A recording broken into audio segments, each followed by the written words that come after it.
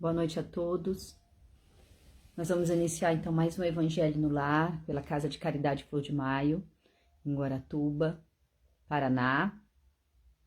E hoje nós vamos conversar um pouquinho sobre o capítulo que diz: Bem-aventurados os que são misericordiosos. Dois temas: o cisco e a trave no olho, e não julguem para não serem julgados. Aquele que estiver sem pecado, que atire a primeira pedra. O cisco e a trave no olho.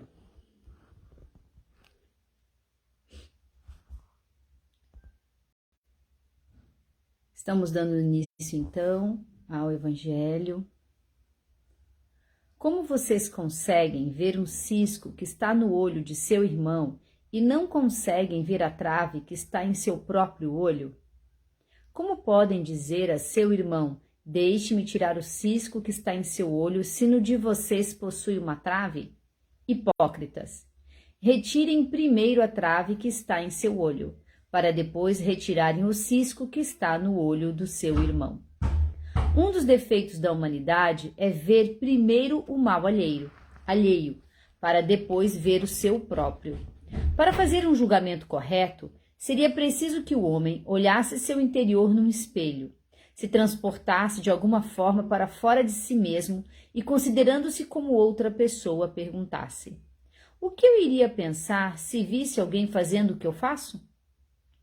Indiscutivelmente, é o orgulho que faz com que os homens disfarcem seus próprios defeitos, tanto morais quanto físicos. Esse comportamento é totalmente contrário à caridade, pois a verdadeira caridade é modesta, é simples e tolerante.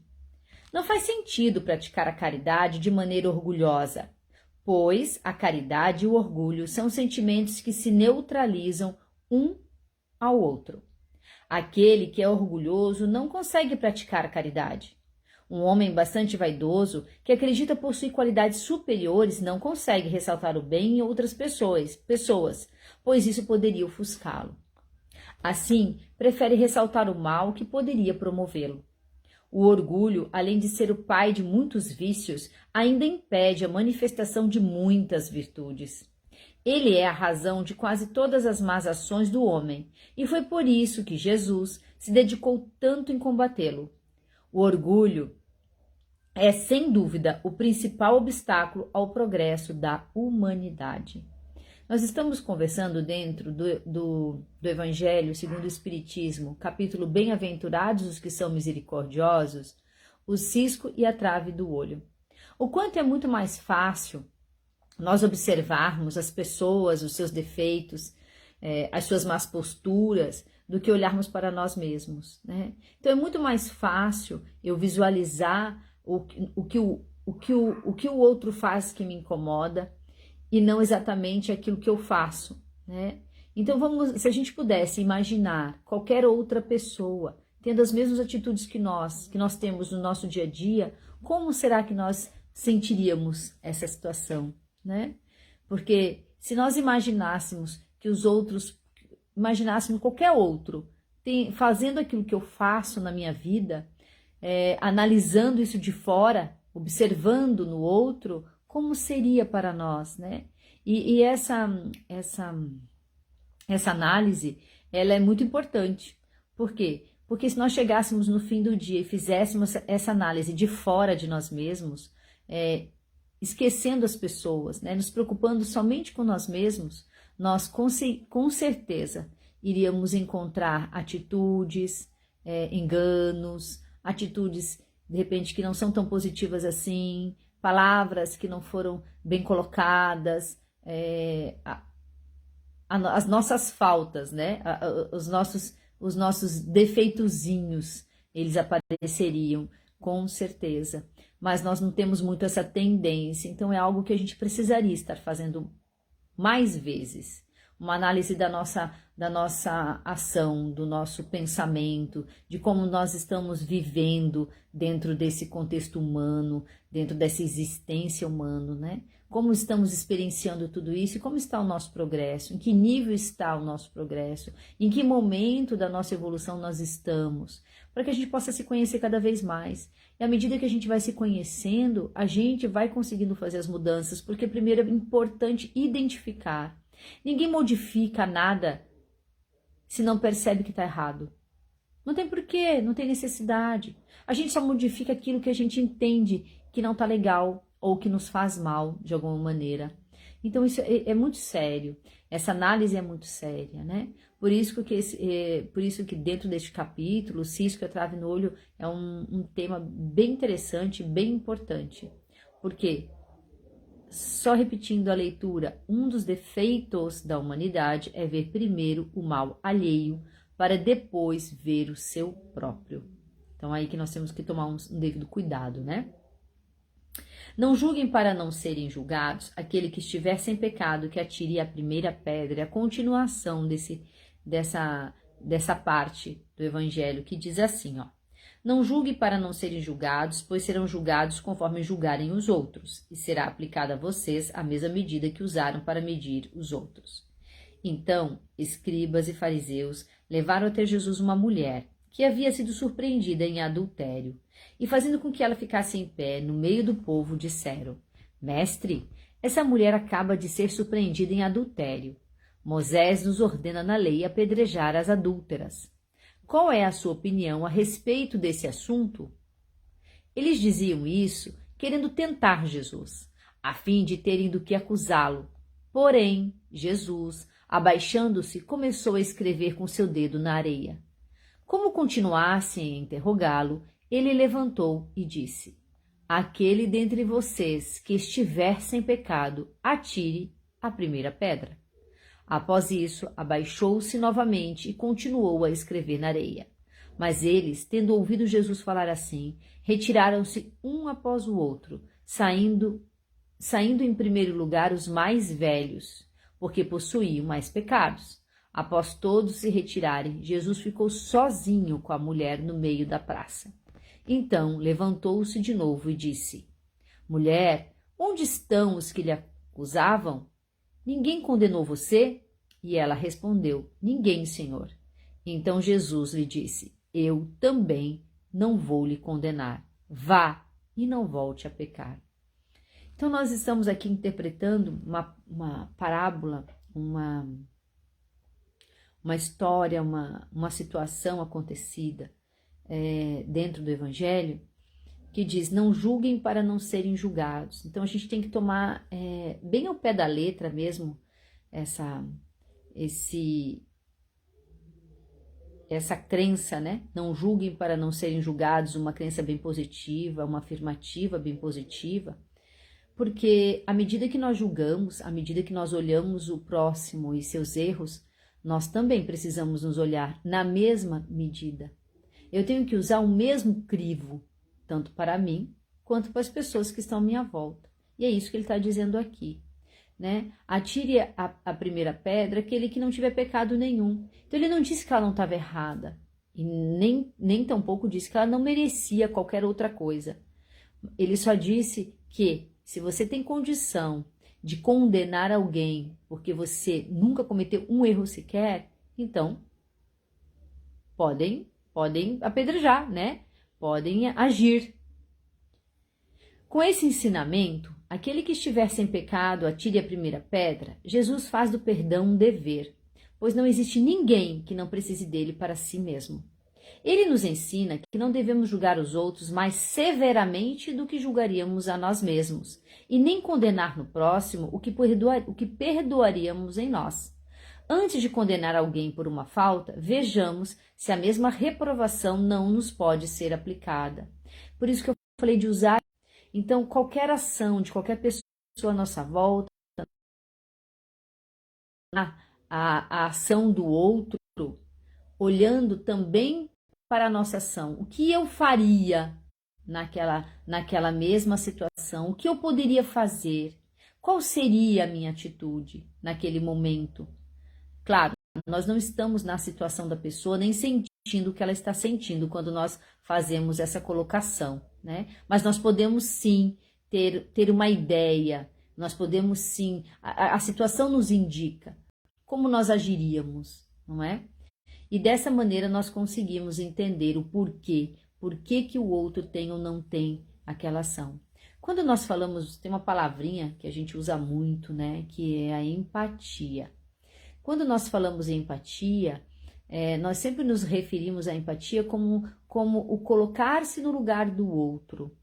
Mas a empatia não é somente colocar-se no lugar do outro. A empatia é muito mais do que isso. É eu me colocar no lugar do outro pelo olhar do outro e não pelo meu olhar. Porque só assim eu vou entender o que está acontecendo e o porquê aquela atitude aconteceu. Somente desta maneira. Porque senão eu posso julgar, eu posso criticar, né? Então eu não vou estar olhando com o olhar do outro. Então é bem importante esse evangelho, é bem importante esse conhecimento, porque esse conhecimento ele deve nos direcionar.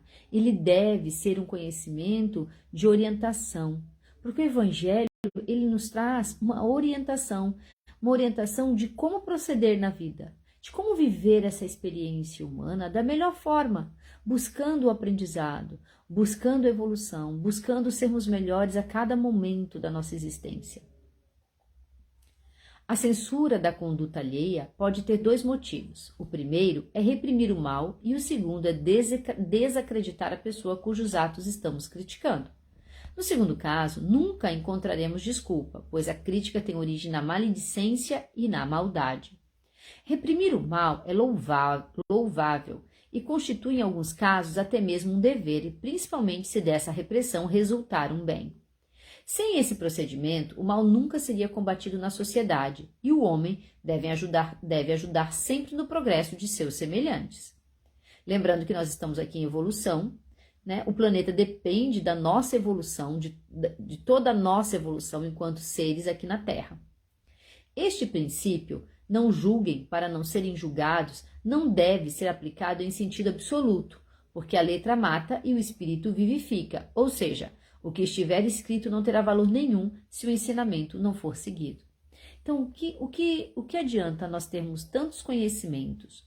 O que adianta nós termos esse evangelho a nos orientar, a nos ensinar, a nos trazer essas informações maravilhosas, se nós não a praticamos? Se nós não colocamos na nossa vida, realmente na nossa vida diária, né, na nossa rotina, na nossa prática, com as pessoas que estão à nossa volta e com a gente mesmo, o que está escrito aqui? Não há valor nisso. Não há valor. Não tem porquê. Não tem porquê eu estudar qualquer coisa que seja se eu não vou fazer bom uso daquilo.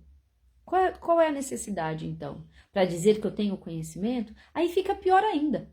Pior ainda, fica mais feio. Por quê? Porque se eu tenho conhecimento, eu acredito no conhecimento que eu tenho, eu me gabo desse conhecimento, e eu não pratico, então qual é a intenção? Qual é a validade de tudo isso? Nenhuma. Não existe validade aí. E pior ainda, por quê? Porque os que ignoram e erram, é muito mais fácil de perdoar, é muito mais fácil de compreender, é muito mais fácil da gente lidar com essas situações. Mas aquele que tem o conhecimento e continua errando, e continua fazendo, e continua provocando situações ruins, gente, é muito mais difícil, né? É muito mais difícil da gente entender. Porque nós caímos exatamente nesta fala, neste princípio. Não julguem para não serem julgados. Não deve ser aplicado em sentido absoluto, porque a letra mata e o espírito vivifica. Ou seja, o que estiver escrito não terá valor nenhum se o ensinamento não for seguido. Caímos aqui. Então, que possamos realmente, hoje, saindo da ignorância, porque estamos aqui estudando o Evangelho, a gente consiga na nossa prática de vida aplicar esse conhecimento, fazer análise de nós mesmos, né? Tirar a trave dos nossos olhos com relação a nós. Em vez de olhar para os outros, para frente, vamos olhar para dentro. Vamos voltar a olhar para dentro de nós mesmos. Vamos nos avaliar melhor. Vamos nos colocar no lugar do outro pelo olhar do outro. Vamos procurar compreender o porquê. Por que essa pessoa teve ou não teve aquela atitude? O que ela estava sentindo naquele momento? O que motivou ela naquela ação? A gente não sabe. A gente só julga. A gente critica, mas a gente não sabe. Não sabemos nem o que criticamos. Imaginem só. né? Olha que ponto que nós, seres humanos, podemos chegar. Não é possível que Jesus tenha proibido a censura do mal, pois em todas as oportunidades ele combateu de maneira enérgica. Ensinou que a autoridade para censurar está na razão direta da autoridade moral daquele que censura. Esse princípio, ensinou que a autoridade para censurar está na razão direta da autoridade moral daquele que censura, é muito legal essa frase, essa afirmativa. Porque, gente, que autoridade eu tenho para qualquer coisa, né? Para qualquer coisa. Que razão eu tenho se eu não tenho moral? Se eu não tenho uma autoridade moral para estar falando sobre aquilo? Se eu cometo os mesmos ou piores erros, né? Então, essa é uma forma, isso é repensar, isso é analisar, né? Antes de qualquer coisa. Então, nós estamos aqui aprendendo, porque o Evangelho traz esse conhecimento a nós. É como se ele trouxesse uma luz para nós, né? Para que a gente possa mudar, fazer mudanças internas, mudanças no eu, mudanças neste espírito aqui encarnado. Continuando então. Se nos sentimos culpados por aquilo que condenamos nos outros, não temos o direito de ter a autoridade para censurar e ainda mais estaríamos condenando alguém de forma injusta. Em nosso íntimo, não conseguimos obedecer a alguém que, mesmo tendo poder, não respeita as leis e os princípios da autoridade que está querendo aplicar. Não existe autoridade mais legítima aos olhos de Deus do que aquela que se apoia no exemplo dado pelo homem de bem. E isso é o que fica ressaltado de forma bem clara nos ensinamentos de Jesus. Então, homens de bem.